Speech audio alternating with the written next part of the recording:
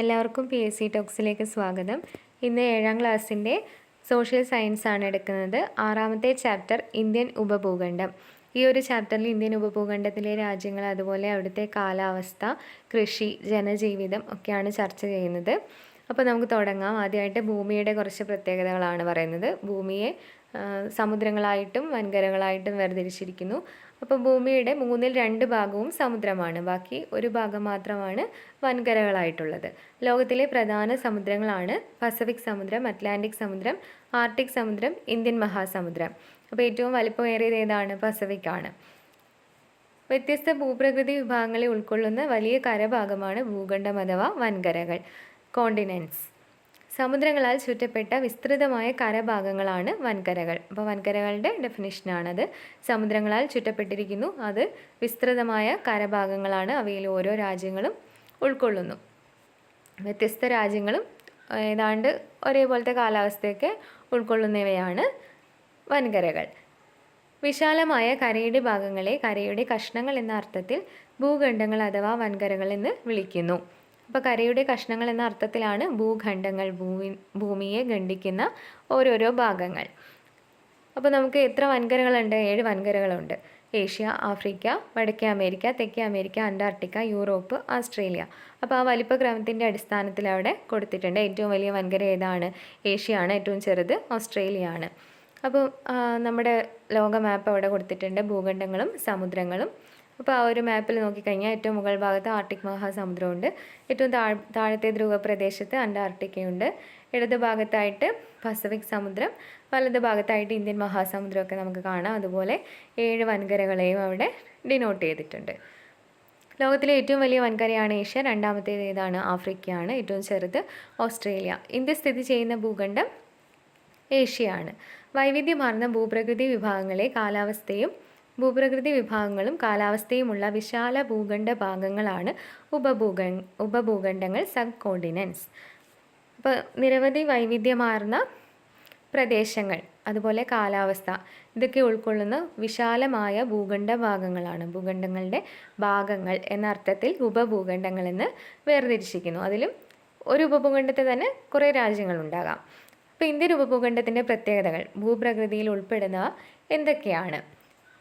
നമ്മുടെ ഇന്ത്യൻ ഉപഭൂഖണ്ഡത്തിൻ്റെ മുകൾ ഭാഗത്ത് നിന്ന്, അതായത് ഹിമാലയ ഭാഗത്ത് നിന്ന് നമ്മുടെ താഴ്ഭാഗത്തേക്ക് വരികയാണെങ്കിൽ ഉള്ള പ്രത്യേകതകളാണ് അവിടെ കൊടുത്തിരിക്കുന്നത്. അപ്പോൾ ഉന്നതമായ പർവ്വത ശിഖരങ്ങൾ, ഹിമാലയ ഭാഗത്ത് ഉയരമുള്ള പർവ്വതങ്ങളുണ്ട്. അതുപോലെ അതിന് താഴ്ഭാഗത്തായിട്ട് വിശാലമായ സമതലങ്ങളുണ്ട്. എന്താണ്? ഉത്തര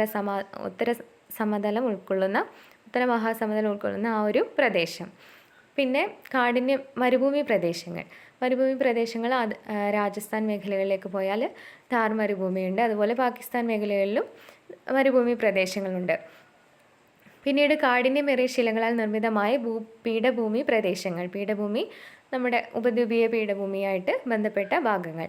പിന്നീട് തീരസമതലങ്ങളിൽ വരുന്നത് അറബിക്കടലിൻ്റെ തീരമായിട്ടുള്ള നമ്മുടെ കേരള തീരം, അതുപോലെ പശ്ചിമതീരത്ത് ബംഗാൾ ഉൾക്കടലിൻ്റെ ഭാഗത്തുള്ള തീരങ്ങൾ, അതൊക്കെയാണ് തീരസമതലങ്ങളിൽ പെടുന്നത്. പിന്നീട് ദ്വീപുകളിൽ ലക്ഷദ്വീപ്, അതുപോലെ ആൻഡമാൻ നിക്കോബാർ ദ്വീപുകൾ, അവിടെയെല്ലാം വ്യത്യസ്തമായ കാലാവസ്ഥകളാണ്.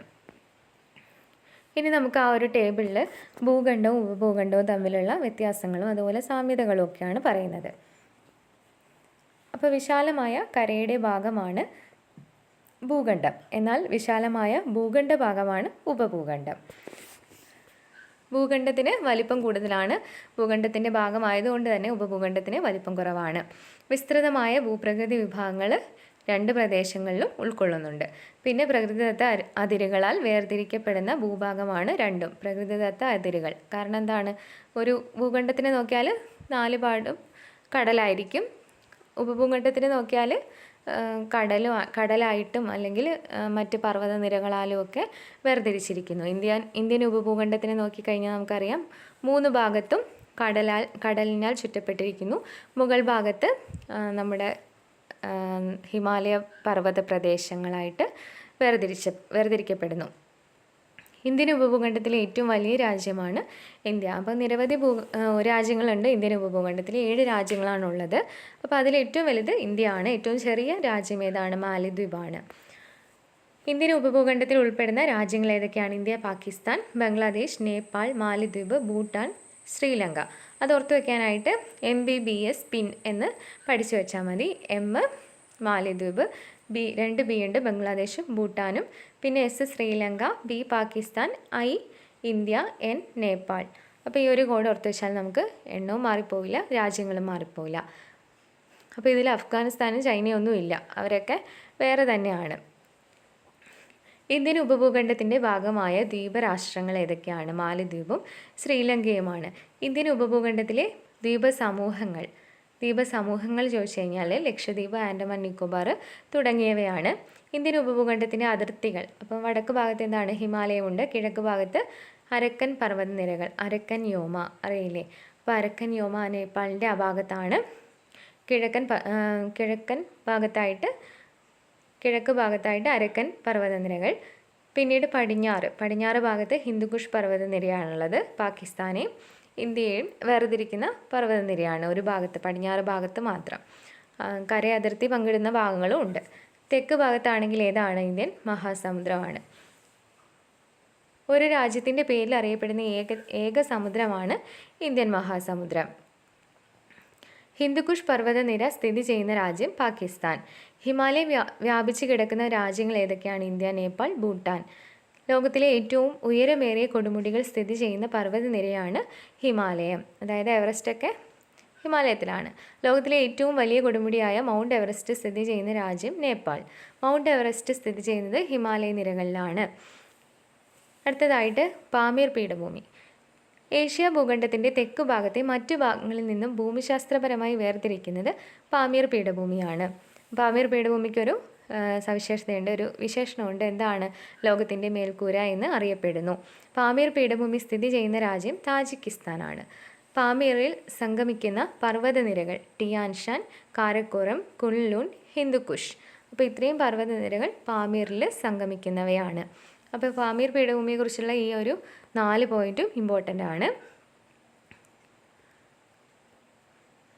ഉത്തര മഹാസമുദ്രമാണ് അടുത്തതായിട്ട് വരുന്നത്. ഹിമാലയ ഭാഗം കഴിഞ്ഞു. ഇനി ഉത്തര മഹാസമുദ്രത്തിലേക്ക് വന്നു കഴിഞ്ഞാൽ ഹിമാലയ പർവ്വതനിരകൾക്ക് തെക്ക് ഭാഗത്തുള്ള സമതല പ്രദേശമാണിത്. സിന്ധു, ഗംഗ, ബ്രഹ്മപുത്ര എന്നീ നദികൾ വഹിച്ചുകൊണ്ടുവരുന്ന എക്കൽ നിക്ഷേപങ്ങളാൽ രൂപം കൊണ്ടിട്ടുള്ള സമതലം. അതായത് ഹിമാലയൻ പർവ്വതങ്ങളിൽ നിന്ന് ഉത്ഭവിക്കുന്ന ഹിമാലയൻ നദികളായ സിന്ധു, ഗംഗ, ബ്രഹ്മപുത്ര ഇവ വഹിച്ചുകൊണ്ടുവരുന്ന എക്കൽ നിക്ഷേപങ്ങൾ രൂപപ്പെട്ടിട്ടുള്ള ഒരു സമതലമാണ് ഉത്തര മഹാസമുദ്രം.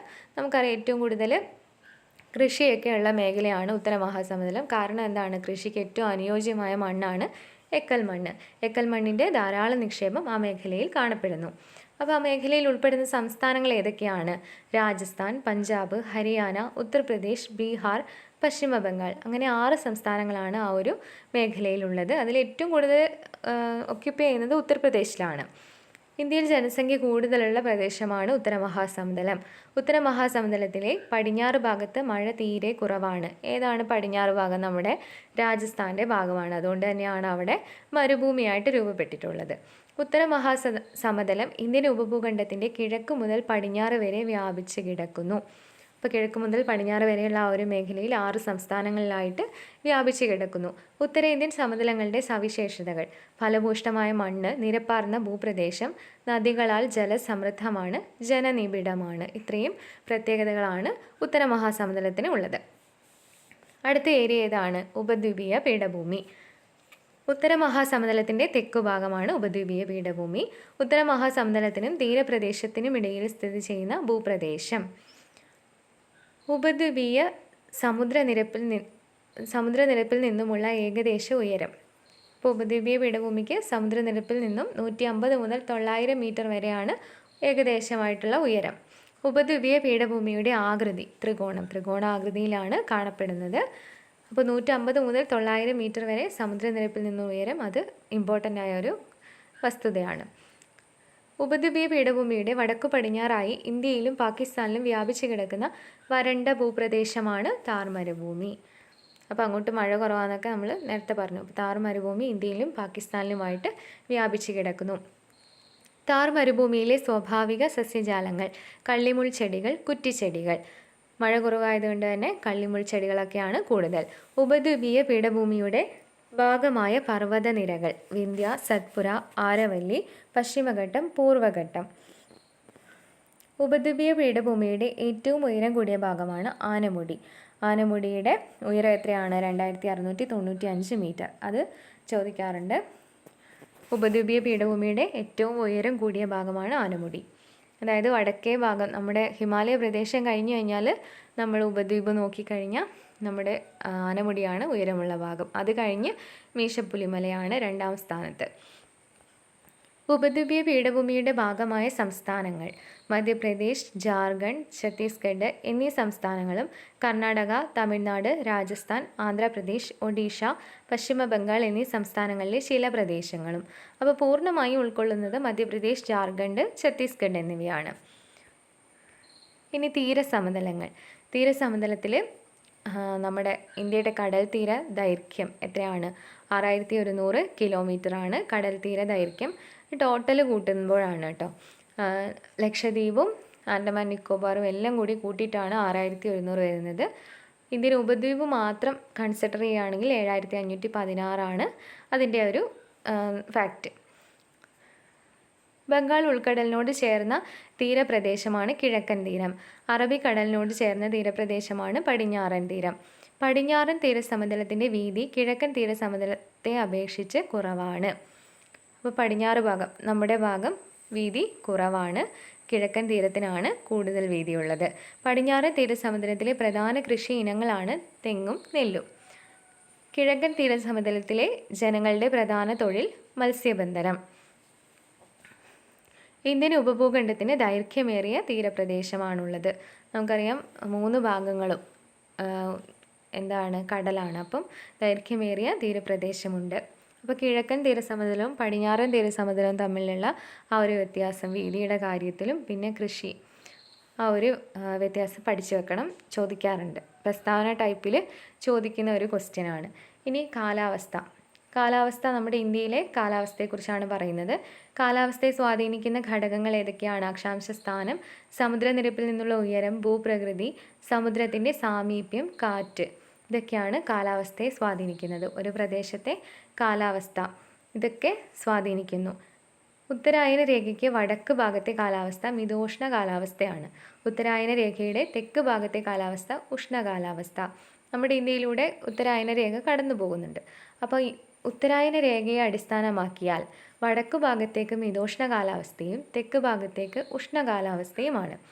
ഉഷ്ണമേഖലയിൽ ശൈത്യകാലത്തും ഉഷ്ണകാലത്തും അനുഭവപ്പെടുന്ന താപനിലയിലെ വ്യത്യാസം കുറവായിരിക്കും. അതായത് നമ്മളൊക്കെ തെക്ക് ഭാഗത്താണ്. നമുക്ക് കഠിനമായ ചൂടോ അല്ലെങ്കിൽ കഠിനമായ തണുപ്പൊന്നുമില്ല. വടക്ക് ഭാഗത്തേക്കാണ് മഞ്ഞുവീഴ്ച അതുപോലെ പൊടിക്കാറ്റടങ്ങിയ ഒരു ഉഷ്ണകാലമൊക്കെ ഉള്ളത്. അതിൻ്റെ കാരണം എന്താണ്? ഈ ഉത്തരായന രേഖയുടെ സാമീപ്യം അതുപോലെ അങ്ങനെ വേർതിരിക്കുന്ന നിരവധി ഘടകങ്ങൾ ഉൾക്കൊള്ളുന്നു. അപ്പോൾ ഉഷ്ണമേഖലയാണ് നമ്മുടേത്. നമുക്ക് അങ്ങനെ ഒരു വ്യത്യാസമൊന്നും തോന്നാറില്ല. അത്യാവശ്യം നമുക്ക് അഡ്ജസ്റ്റ് ചെയ്തു പോകുന്ന ഒരു കാലാവസ്ഥയാണ്. മിതോഷ്ണ മേഖലയിൽ ശൈത്യകാലത്തെയും ഉഷ്ണകാലത്തെയും താപനിലയിലെ വ്യത്യാസം വളരെ കൂടുതലായിരിക്കും. ഈർപ്പവാഹിയായ കാറ്റിൻ്റെ ദിശയ്ക്ക് അഭിമുഖമായി നിൽക്കുന്ന പർവ്വതങ്ങൾ കാറ്റിനെ തടഞ്ഞു നിർത്തി മഴ പെയ്യിക്കുന്നു. അപ്പം പർവ്വതങ്ങൾ ഉള്ളത് കൊണ്ട് എങ്ങനെയാണ് മഴ കിട്ടുന്നത്? നമുക്ക് പശ്ചിമഘട്ടം ഉള്ളതുകൊണ്ട് തന്നെ മഴയുടെ അളവ് കൂടുതലാണ്. കാരണം എന്താണ്? ഈർപ്പവാഹിയായ കാറ്റിൻ്റെ ദിശയ്ക്ക് അഭിമുഖമായിട്ടുള്ള പർവ്വതങ്ങൾ കാറ്റിനെ തടഞ്ഞു നിർത്തിക്കൊണ്ട് നമുക്ക് നല്ല മഴ ലഭിക്കുന്നു. അപ്പോൾ പശ്ചിമഘട്ടത്തിൻ്റെ പുറമേയുള്ള ഭാഗമാണ് തമിഴ്നാട്. തമിഴ്നാട്ടുകാർക്ക് തീരെ മഴയില്ല, നമുക്ക് നല്ല മഴ ലഭിക്കുന്നു. സഹ്യപർവ്വത നിരയുടെ പടിഞ്ഞാറേ ചെരിവായ കേരളത്തിൽ മഴയുടെ അളവ് വളരെ കൂടുതലാണ്. സഹ്യപർവ്വത നിരയുടെ കിഴക്കേ ചെരിവായ തമിഴ്നാട്ടിൽ മഴ കുറവാണ്. മലനിരകളുടെ സാന്നിധ്യം കൊണ്ട് മഴ കുറവായ പ്രദേശങ്ങൾ അറിയപ്പെടുന്നത് മഴനിഴൽ പ്രദേശങ്ങൾ, റെയിൻ ഷാഡോ റീജിയൻസ് അങ്ങനെയാണ് അറിയപ്പെടുന്നത്. അപ്പോൾ ഇവിടെ ഒരു ഡയഗ്രാം കൊടുത്തിട്ടുണ്ട്. ഒരു പർവ്വതമുണ്ട്. അപ്പോൾ അതിൻ്റെ കാറ്റിനെ തടഞ്ഞു നിർത്തിക്കൊണ്ട് ഇടതുഭാഗത്ത് മഴ ലഭിക്കുകയും എന്നാൽ വലതു ഭാഗത്തേക്ക് മഴ കുറയുകയും ചെയ്യുന്നു. കേരളത്തിലെ മഴനിഴൽ പ്രദേശമാണ് ചിന്നാർ, ഇടുക്കി. വൺ വേർഡായിട്ട് ചോദിക്കാറുള്ള ഒരു ക്വസ്റ്റ്യനാണ്. മഴനിഴൽ പ്രദേശം ചിന്നാറാണ്. ഏറ്റവും കൂടുതൽ മഴ ലഭിക്കുന്നത് എവിടെയാണ്? നേര്യമംഗലം, എറണാകുളത്തെ നേര്യമംഗലത്താണ് ഏറ്റവും കൂടുതൽ കേരളത്തിൽ മഴ ലഭിക്കുന്ന സ്ഥലം. രാജസ്ഥാനിലെ ആരവല്ലി മലനിരകൾ ഉൾപ്പെടുന്ന പ്രദേശം മരുഭൂമിയായതിന് കാരണം പർവ്വതനിരകൾക്ക് സമാന്തരമായി ഈർപ്പവാഹിയായ കാറ്റ് വീശുന്ന ഇടങ്ങളിൽ തടസ്സങ്ങളില്ലാത്തതിനാൽ കാറ്റ് മഴ പെയ്യിക്കില്ല. അപ്പോൾ അവിടെ തടസ്സങ്ങളായിട്ട് പർവ്വതമോ ഒന്നും ഇല്ല. അതുകൊണ്ട് തന്നെ അവിടെ വരണ്ട് ഉണങ്ങിപ്പോയി. അങ്ങനെ അത് മരുഭൂമിയായിട്ട് രൂപാന്തരപ്പെട്ടു. ഇന്ത്യയിലെ ഏറ്റവും പഴക്കമേറിയ മടക്കു പർവ്വതമാണ് ആരവല്ലി. ആരവല്ലിയാണ് ഏറ്റവും പഴക്കമേറിയ മടക്കു പർവ്വതം. ആരവല്ലിയെ ചൊല്ലി ഇപ്പം ഒരുപാട് പ്രശ്നങ്ങളൊക്കെ നടക്കുന്നുണ്ട്. അപ്പോൾ അതിൻ്റെ ഒരു സംഘടനയല്ല, കമ്മീഷനെയൊക്കെ കേന്ദ്രം നിയമിച്ചു. വികസന പ്രവർത്തനങ്ങൾ ഒരുപാട് ആരവല്ലിയിൽ നടക്കുന്നു. അതുപോലെ ടൂറിസ്റ്റ് മേഖലകൾ കൂടുന്നു. അതിനെ സംബന്ധിച്ച് പഠിക്കാനായിട്ട് കാഞ്ചൻ ദേവി എന്ന ഒരു വനിത അധ്യക്ഷനായ ഒരു കമ്മീഷനാണ് കേന്ദ്ര സർക്കാർ നിയമിച്ചിട്ടുള്ളത്. അപ്പോൾ ആ ഒരു പോയിൻ്റൊക്കെ കറണ്ട് അഫയേഴ്സിൽ വരാവുന്നതാണ്. സമുദ്രത്തോട് ചേർന്ന് കിടക്കുന്ന പ്രദേശങ്ങളിൽ അനുഭവപ്പെടുന്ന കാലാവസ്ഥയാണ് ആർദ്ര കാലാവസ്ഥ. ആർദ്രത എന്താണ്? അന്തരീക്ഷത്തിൽ കൂടുതലായിട്ട് തങ്ങി നിൽക്കുന്നു? ബാഷ്പം, അതായത് ജലം തങ്ങി നിൽക്കുന്നു. അതാണ് ആർദ്ര കാലാവസ്ഥ. സമുദ്രത്തിൽ നിന്നും അകലെ സ്ഥിതി ചെയ്യുന്ന പ്രദേശങ്ങളിൽ അനുഭവപ്പെടുന്ന കാലാവസ്ഥ വരണ്ട കാലാവസ്ഥ. ഇന്ത്യൻ ഉപഭൂഖണ്ഡത്തിലെ കാലാവസ്ഥ പൊതുവെ അറിയപ്പെടുന്നത് മൺസൂൺ കാലാവസ്ഥ എന്നാണ്. മൺസൂൺ എന്ന പദം എവിടെ നിന്നാണ് വന്നത്? ഒരു അറബ് വാക്കിൽ നിന്നാണ്. മൗസിം എന്ന അറബ് പദത്തിൽ നിന്നാണ് മൺസൂൺ എന്ന വാക്ക് രൂപപ്പെട്ടിട്ടുള്ളത്. ഇതിൻ്റെ അർത്ഥം എന്താണ്? ഋതുക്കൾ എന്നാണ് അർത്ഥം. ഋതുഭേദങ്ങൾക്കനുസരിച്ച് ദിശ മാറുന്ന മൺസൂൺ കാറ്റുകളെക്കുറിച്ച് പ്രതിപാദിക്കുന്ന കൃതികൾ രചിച്ച അറബ് സഞ്ചാരിയാണ് അൽ മസൂദി. ഈ ഒരു പോയിന്റ് ഇമ്പോർട്ടൻ്റ് ആണ്. അൽ മസൂദി അറബ് സഞ്ചാരിയാണ്. അദ്ദേഹമാണ് ഋതുക്കൾക്കനുസരിച്ച് മാറുന്ന മൺസൂൺ കാറ്റുകളെക്കുറിച്ച് കൃതികൾ എഴുതിയത്. ഇന്ത്യയുടെ യഥാർത്ഥ ധനമന്ത്രി എന്ന് വിശേഷിക്കപ്പെടുന്ന പ്രതിഭാസമാണ് മൺസൂൺ കാറ്റുകൾ. മൺസൂൺ കാറ്റുകൾക്ക് അങ്ങനെ ഒരു വിശേഷണമുണ്ട്. കാരണം എന്താണ്? നമ്മുടെ കൃഷിയൊക്കെ ആശ്രയിച്ചിരിക്കുന്നത് ഈ മൺസൂൺ കാറ്റുകളാണ്. മൺസൂൺ കാറ്റുകൾ ഇന്ത്യയിൽ 2 മഴക്കാലങ്ങളുണ്ട്. തെക്ക് പടിഞ്ഞാറൻ മൺസൂണും അതുപോലെ വടക്ക് കിഴക്കൻ മൺസൂണും. തെക്ക് പടിഞ്ഞാറൻ മൺസൂണിൻ്റെ സവിശേഷതകൾ നോക്കാം. ഇന്ത്യയിലെ ഏറ്റവും വലിയ മഴക്കാലത്തിന് കാരണമാകുന്ന കാറ്റാണ് തെക്ക് പടിഞ്ഞാറൻ മൺസൂൺ. ഉത്തരായന കാലത്ത് സൂര്യൻ്റെ സ്ഥാനം ഉപഭൂഖണ്ഡത്തിന് മുകളിലായിരിക്കുമ്പോൾ കരഭാഗത്തെ വായു ചൂട് പിടിച്ച് മുകളിലേക്ക് ഉയരുകയും അവിടേക്ക് സമുദ്രത്തിൽ നിന്ന് ഈർപ്പം നിറഞ്ഞ കാറ്റ് വീശുകയും ഉപഭൂഖണ്ഡത്തിൻ്റെ പല ഭാഗങ്ങളിലും മഴ ലഭിക്കുകയും ചെയ്യുന്നു. അപ്പോൾ ഇങ്ങനെയാണ് ഈ ഒരു തെക്ക് പടിഞ്ഞാറൻ മൺസൂണിൻ്റെ പ്രത്യേകത. ഉത്തരായന കാലത്താണ് ഇത് നടക്കുന്നത്.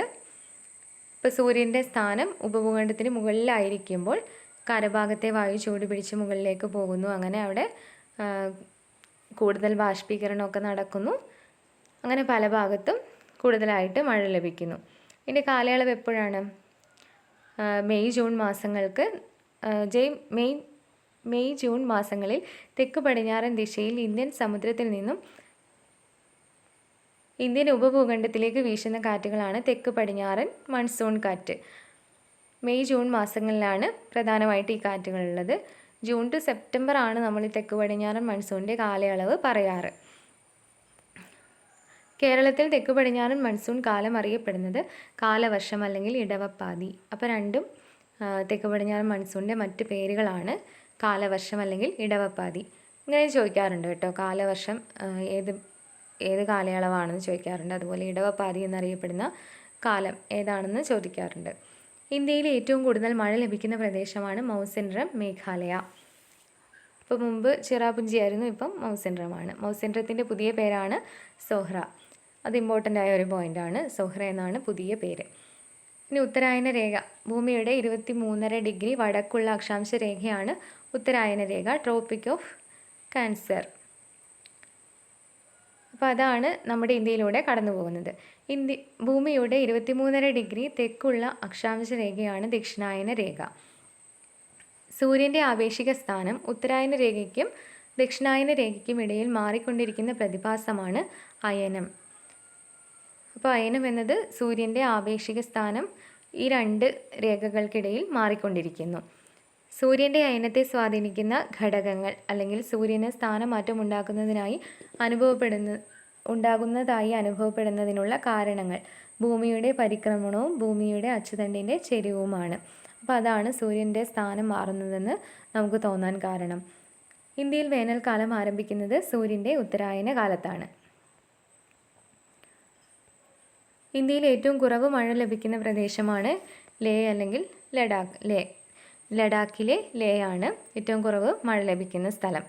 ഇന്ത്യയുടെ പടിഞ്ഞാറൻ തീരത്തും വടക്ക് കിഴക്കൻ സംസ്ഥാനങ്ങളിലും ഹിമാലയത്തിൻ്റെ അടിവാര മേഖലകളിലും ധാരാളം മഴ ലഭിക്കാൻ കാരണമാകുന്നത് തെക്ക് പടിഞ്ഞാറൻ മൺസൂൺ കാറ്റാണ്. ഇനി നമുക്ക് വടക്ക് കിഴക്കൻ മൺസൂണിനെ കുറിച്ച് പഠിക്കാം. ദക്ഷിണായന സമയത്ത് സൂര്യൻ്റെ സ്ഥാനം ഇന്ത്യൻ സമുദ്രത്തിന് മുകളിലായിരിക്കും. ദക്ഷിണായന കാലത്ത് സമുദ്രോപരിതലത്തിലെ വായു ചൂട് പിടിച്ചുയരുകയും അവിടേക്ക് ഉത്തരദിക്കിൽ നിന്നുള്ള കാറ്റ് വീശുകയും ചെയ്യുന്നു. സെപ്റ്റംബർ ഒക്ടോബർ മാസങ്ങളിൽ വടക്ക് കിഴക്ക് നിന്ന് തെക്ക് പടിഞ്ഞാറോട്ട് വീശുന്ന കാറ്റുകളാണ് വടക്ക് കിഴക്കൻ മൺസൂൺ കാറ്റുകൾ. അപ്പോൾ എവിടെ നിന്നാണോ കാറ്റ് വീശുന്നത് ആ പേരിലാണ് ആ കാറ്റ് അറിയപ്പെടുന്നത്. അപ്പോൾ വടക്ക് കിഴക്ക് നിന്ന് വീശുന്നത് കൊണ്ട് തന്നെ വടക്ക് കിഴക്കൻ മൺസൂൺ കാറ്റ് എന്ന് അറിയപ്പെടുന്നു. ബംഗാൾ ഉൾക്കടലിൽ നിന്നും നീരാവി ആഗിരണം ചെയ്ത് കിഴക്കൻ തീരങ്ങളിൽ വ്യാപകമായ മഴയ്ക്ക് കാരണമാകുന്ന കാറ്റാണ് ഈ വടക്ക് കിഴക്കൻ മൺസൂൺ കാറ്റുകൾ. അപ്പോൾ കിഴക്കൻ ഭാഗത്താണ് കൂടുതലായിട്ട് മഴ ലഭിക്കുന്നത്. നമുക്ക് പടിഞ്ഞാറൻ ഭാഗത്ത് മഴ ലഭിക്കുന്നത് തെക്ക് പടിഞ്ഞാറൻ മൺസൂണിൽ നിന്നാണ്. വടക്ക് കിഴക്കൻ മൺസൂൺ കാലത്ത് കനത്ത മഴ ലഭിക്കുന്ന പ്രദേശമാണ് കോറമാൻഡൽ തീരം. വടക്ക് കിഴക്കൻ മൺസൂൺ കാലത്ത് ഏറ്റവും കൂടുതൽ മഴ ലഭിക്കുന്ന സംസ്ഥാനം തമിഴ്നാടാണ്. കേരളത്തിൽ വടക്ക് കിഴക്കൻ മൺസൂൺ കാലം അറിയപ്പെടുന്നത് തുലാവർഷം എന്നാണ്. അപ്പോൾ തുലാവർഷം നമ്മൾ ഇടവപ്പാതി കാലവർഷം പറഞ്ഞതുപോലെ തന്നെ വടക്ക് കിഴക്കൻ മൺസൂണിൻ്റെ മറ്റൊരു പേരാണ് തുലാവർഷം. വടക്ക് കിഴക്കൻ മൺസൂൺ കാറ്റുകൾ പൊതുവെ വരണ്ടതാണ്. വടക്ക് കിഴക്കൻ മൺസൂൺ ഇടിയോടുകൂടിയ മഴയ്ക്ക് കാരണമാകാറുണ്ട്. അപ്പോൾ ഇടിയോടുകൂടിയ മഴയാണ് ഇതിൻ്റെ പ്രത്യേകത. അപ്പോൾ അടുത്ത മേഖലയിലേക്ക് പോകാം. നമ്മുടെ ഉപഭൂഖണ്ഡത്തിലെ കൃഷി എന്തൊക്കെ വിളകളാണ് ഉൽപ്പാദിപ്പിക്കുന്നത്, എന്തൊക്കെയാണ് അവയുടെ പ്രത്യേകതകൾ. അപ്പോൾ നെല്ലാണ് ആദ്യത്തെ വിള. ജലത്തിൻ്റെ ആവശ്യകത വളരെ കൂടുതലാണ്. വിത്ത് വിതയ്ക്കുന്ന മാസങ്ങൾ ജൂൺ മാസം, വിളവെടുക്കുന്ന മാസം സെപ്റ്റംബർ മാസം. ഗോതമ്പ് മിതമായ അളവിൽ ജലം ആവശ്യമാണ്. ഒക്ടോബറിൽ വിത്ത് വിതയ്ക്കുന്നു, മാർച്ചിൽ വിളവെടുക്കുന്നു. തണ്ണിമത്തൻ വിരളമായി മഴ ലഭിക്കുന്ന പ്രദേശങ്ങളിൽ ജലസേചന സൗകര്യം ആവശ്യമാണ്. ഏപ്രിലാണ് വിത്ത് വിതയ്ക്കുന്ന കാലയളവ്, ജൂണിൽ വിളവെടുക്കുന്നു. അപ്പോൾ നമ്മുടെ 3 കാർഷിക കാലങ്ങളാണ് ഇന്ത്യക്കുള്ളത്. അപ്പോൾ അതിന് എക്സാമ്പിളായിട്ടാണ് മുകളിൽ ഓരോന്നും കൊടുത്തിട്ടുള്ളത്. ഓരോ വിളയും വിതയ്ക്കുന്നതിനും വിളവെടുക്കുന്നതിനുമുള്ള നിശ്ചിത കാലങ്ങൾ അറിയപ്പെടുന്നത് കാർഷിക കാലങ്ങൾ എന്നാണ്. ഇന്ത്യയിൽ 3 കാർഷിക കാലങ്ങളാണുള്ളത്: ഖാരിഫ്, റാബി, സെയ്ദ്. ഈ 3 എണ്ണമാണ് കൂടുതലായിട്ട് ഉള്ളത്. അപ്പോൾ ആദ്യമായിട്ട് ഖാരിഫ്. തെക്ക് പടിഞ്ഞാറൻ മൺസൂണിൻ്റെ ആരംഭത്തോടെ കൃഷി ഇറക്കി മൺസൂണിൻ്റെ അവസാനത്തോടെ വിളവെടുക്കുന്ന കാർഷിക കാലമാണ് ഇത്. ജൂൺ മാസത്തിൽ വിളവിറക്കി സെപ്റ്റംബർ ഒക്ടോബർ മാസങ്ങളിലോ നവംബർ ആദ്യ വാരങ്ങളിലോ വിളവെടുക്കുന്നു. ഊഷ്മാവും ജലവും കൂടുതൽ ആവശ്യമുള്ളവയാണ് ഖാരിഫ് വിളകൾ. അപ്പോൾ നമ്മുടെ ഇന്ത്യയിൽ മൊത്തത്തിൽ നല്ല മഴ ലഭിക്കുന്നത് ഏത് കാലത്താണ്? തെക്ക് പടിഞ്ഞാറൻ കാലത്താണ്. അപ്പോൾ ആ ഒരു കാലത്ത് ജൂൺ ടു സെപ്റ്റംബർ കാലയളവിൽ കൃഷി ചെയ്യുന്നവയാണ് ഖാരിഫ് വിളകൾ. അപ്പോൾ നല്ലോണം വെള്ളം വേണ്ടവയാണ് ഈ ഖാരിഫ് വിളകൾ. പ്രധാനപ്പെട്ട ഖാരിഫ് വിളകൾ ഏതൊക്കെയാണ്? നെല്ല്, പരുത്തി, ചണം, അരിച്ചോളം, ബജ്ര, തുവര, ജോവർ, സോയാബീൻ, കരിമ്പ്, നിലക്കടല, തിനവിളകൾ. അപ്പോൾ ഇത്രയാണ് ആ ഒരു ഗ്രൂപ്പിൽ വരുന്നത്. അടുത്തതായിട്ട് വരുന്ന കാർഷിക കാലം റാബിയാണ്. ശൈത്യകാലത്തിൻ്റെ ആരംഭത്തോടെ വിളവിറക്കുകയും വേനലിൻ്റെ ആരംഭത്തോടെ വിളവെടുക്കുകയും ചെയ്യുന്ന കാർഷിക കാലമാണിത്. കാലയളവ് ഒക്ടോബർ നവംബർ മാസങ്ങളാണ്. ഒക്ടോബർ നവംബർ മാസങ്ങളിലോ നവംബർ മധ്യത്തിലോ വിളവിറക്കുകയും മാർച്ചിൽ വിളവെടുക്കുകയും ചെയ്യുന്നു. ഊഷ്മാവും ജലവും മിതമായ അളവിൽ ആവശ്യമായതാണ് റാബി വിളകൾ. എക്സാമ്പിൾ: ഗോതമ്പ്, പയർ വർഗ്ഗങ്ങൾ, കടുക്, പുകയില, ബാർലി. അപ്പോൾ ഇതിൻ്റെ അകത്ത് ഗോപബാലിക പുക വലിക്കുമെന്ന് ഓർത്ത് വെച്ചാൽ ഈ വിളകളെല്ലാം ഓർമ്മിക്കാം. ഗോതമ്പുണ്ട്, പയറുവർഗ്ഗങ്ങളുണ്ട്, കടുകുണ്ട്, പുകയില, ബാർലി. അടുത്തതായിട്ട് സെയ്ദ്. വേനലിൻ്റെ ആരംഭത്തോടെ വിളവിറക്കുകയും മൺസൂണിൻ്റെ ആരംഭത്തോടെ വിളവെടുക്കുകയും ചെയ്യുന്ന കാർഷിക കാലമാണിത്. റാബി വിളവെടുപ്പിന് ശേഷം ആരംഭിക്കുന്നതാണ് സെയ്ദ്. സെയ്ദ് വളരെ ദൈർഘ്യം കുറഞ്ഞ ഒരു കാർഷിക കാലമാണ്. തണ്ണിമത്തൻ, വെള്ളരി, പച്ചക്കറികൾ, കാലിത്തീറ്റ വിളകൾ തുടങ്ങിയവ ജലസേചനം ലഭ്യമായ പ്രദേശങ്ങളിൽ ഈ കാലത്ത് കൃഷി ചെയ്യുന്നു. അപ്പോൾ വേനൽക്കാലമാണ്, ജലസേചനമുള്ള സ്ഥലങ്ങളിൽ മാത്രമേ കൃഷി ചെയ്യാൻ പറ്റുള്ളൂ. പഴങ്ങളും പച്ചക്കറികളും അതുപോലെ കാലിത്തീറ്റ വിളകളുമാണ് ഇതിൽ വരുന്നത്. അടുത്തതായിട്ട് കാർഷിക വിളകൾ. ഇന്ത്യയിലെ കാർഷിക വിളകളെ 2ആയി തിരിക്കാം: ഭക്ഷ്യവിളകളും നാണ്യവിളകളും. ഭക്ഷ്യവിളകളെ ധാന്യങ്ങളെന്നും പയറുവർഗ്ഗങ്ങളെന്നും രണ്ടായി തിരിച്ചിരിക്കുന്നു. ധാന്യങ്ങൾ മൃദുധാന്യങ്ങൾ, പരുക്കൻ ധാന്യങ്ങൾ എന്നിങ്ങനെ രണ്ട് തരമുണ്ട്. അപ്പോൾ ഇത് ചോദിക്കാറുണ്ട്, മൃദുധാന്യങ്ങളും പരുക്കൻ ധാന്യങ്ങളും. ഇന്ത്യയിൽ കൃഷി ചെയ്യുന്ന മൃദുധാന്യങ്ങളാണ് നെല്ലും ഗോതമ്പും. പരുക്കൻ ധാന്യങ്ങളാണ് ബജ്ര, ചോളം, റാഗി തുടങ്ങിയവ. ഇന്ത്യയിൽ കൃഷി ചെയ്യുന്ന പയറുവർഗ്ഗങ്ങളാണ് പയറും തുവരയും. വാണിജ്യാടിസ്ഥാനത്തിൽ വൻതോതിൽ കൃഷി ചെയ്യുന്ന വിളകളാണ് നാണ്യവിളകൾ. ഇപ്പോൾ ലാഭം വേണമെങ്കിൽ നാണ്യവിളകൾ തന്നെ വേണം, വാണിജ്യാടിസ്ഥാനമാണ്. നാണ്യവിളകൾക്ക് ഉദാഹരണങ്ങളാണ് കരിമ്പ്, പുകയില, പരുത്തി, ചണം, എണ്ണക്കുരുക്കൾ. ഇന്ത്യയിലെ പ്രധാന നാരുവിളകളാണ് പരുത്തിയും ചണവും. തുണിത്തരങ്ങൾ, ബാഗുകൾ, ചാക്കുകൾ തുടങ്ങിയ വസ്തുക്കളുടെ നിർമ്മാണത്തിനാണ് നാരുവിളകൾ ഉപയോഗിക്കുന്നത്. ഭക്ഷ്യ എണ്ണ ഉൽപ്പാദിപ്പിക്കുന്നതിന് കൃഷി ചെയ്യുന്ന വിളകളാണ് എണ്ണക്കുരുക്കൾ. അതിൻ്റെ എക്സാമ്പിൾ നിലക്കടല, കടുക് വർഗ്ഗങ്ങൾ, സോയാബീൻ, സൂര്യകാന്തി. അപ്പോൾ ഭക്ഷ്യ എണ്ണയായിട്ട് ഉപയോഗിക്കുന്നവയൊക്കെ കിട്ടുന്നത് എന്തിൽ നിന്നാണ്? നിലക്കടലയിൽ നിന്നുണ്ട്, കടുകിൽ നിന്നുണ്ട്, പിന്നെ സോയാബീനും സൂര്യകാന്തിയും. തേയില, കാപ്പി, റബ്ബർ തുടങ്ങിയ തോട്ടവിളകൾ, സുഗന്ധദ്രവ്യങ്ങൾ, കിഴങ്ങുവർഗ്ഗങ്ങൾ, അതൊക്കെയാണ് മറ്റ് വിളകൾ, മറ്റ് വാണിജ്യ വിളകൾ. ഇനി അധിക വിവരങ്ങളായിട്ട് കുറച്ച് കാര്യങ്ങൾ കൊടുത്തിട്ടുണ്ട്. ഇന്ത്യയിൽ ഏറ്റവും കൂടുതൽ ഉൽപ്പാദിപ്പിക്കുന്ന ഭക്ഷ്യധാന്യമാണ് നെല്ല്. നെല്ലിൻ്റെ ശാസ്ത്രീയ നാമം ഒറൈസ സെറ്റേവ എന്നാണ്. നെൽകൃഷിക്ക് അനുയോജ്യമായ ഭൂമിശാസ്ത്ര ഘടകങ്ങൾ. എക്കൽ മണ്ണ്, ഏറ്റവും അനുയോജ്യമായത് എക്കൽ മണ്ണാണ്. അതുപോലെ 24 ഡിഗ്രി സെൽഷ്യസിന് മുകളിലായിരിക്കണം താപനില. പിന്നെ 150 സെൻറ്റിമീറ്ററിൽ കൂടുതൽ മഴ ലഭിക്കണം. ഇന്ത്യയിൽ ഏറ്റവും കൂടുതൽ നെല്ല് ഉൽപ്പാദിപ്പിക്കുന്ന സംസ്ഥാനമാണ് പശ്ചിമ ബംഗാൾ. ഇന്ത്യയിലെ ഭക്ഷ്യവിളകളിൽ 2ാം സ്ഥാനമുള്ളത് ഗോതമ്പിനാണ്. ശാസ്ത്രീയ നാമം എന്താണ്? ട്രിറ്റിക്കം ഈസ്റ്റിവം. ഇതൊക്കെ മുന്നേ ചോദിച്ചിട്ടുണ്ട്, പ്രീവിയസ് ആയിട്ട് 1 വേർഡ് ക്വസ്റ്റ്യൻസിൽ ചോദിച്ചിട്ടുണ്ട്. ഗോതമ്പ് കൃഷിക്ക് അനുയോജ്യമായ ഭൂമിശാസ്ത്ര ഘടകങ്ങൾ നോക്കാം. നീർവാർച്ചയുള്ള എക്കൽ മണ്ണ്, 10 ഡിഗ്രി മുതൽ 26 ഡിഗ്രി സെൽഷ്യസ് വരെയാണ് താപനില, 75 സെൻറ്റിമീറ്റർ വരെ മഴ. അപ്പോൾ ഗോതമ്പ് കൃഷിക്ക് അധികം മഴ വേണ്ട, 75 സെൻറ്റിമീറ്റർ വരെ മാത്രം മതി. പിന്നെ കുറച്ച് തണുത്ത കാലാവസ്ഥ, നെല്ലിനെ കഴിഞ്ഞും കുറച്ചുകൂടി തണുത്ത കാലാവസ്ഥ ആവശ്യമാണ്. പിന്നെ നീർവാർച്ചയുള്ള എക്കൽ മണ്ണ് വേണം. ഇന്ത്യയിലെ ഗോതമ്പ് കൃഷി ചെയ്യുന്ന പ്രധാന പ്രദേശങ്ങൾ ഗംഗ സത്ലജ് പ്രദേശം, അതുപോലെ ഡെക്കാനിലെ കറുത്ത മണ്ണ് പ്രദേശം. അപ്പോൾ ഈ 2 മേഖലകളിലാണ് ഗോതമ്പ് കൂടുതലായിട്ട് ഉള്ളത്. ചോളം കൃഷിക്ക് അനുയോജ്യമായ മണ്ണ് നീർവാർച്ചയുള്ള ഫലഭൂയിഷ്ഠമായ മണ്ണ്. അപ്പോൾ മിതോഷ്ണ വിളയാണ് ചോളം.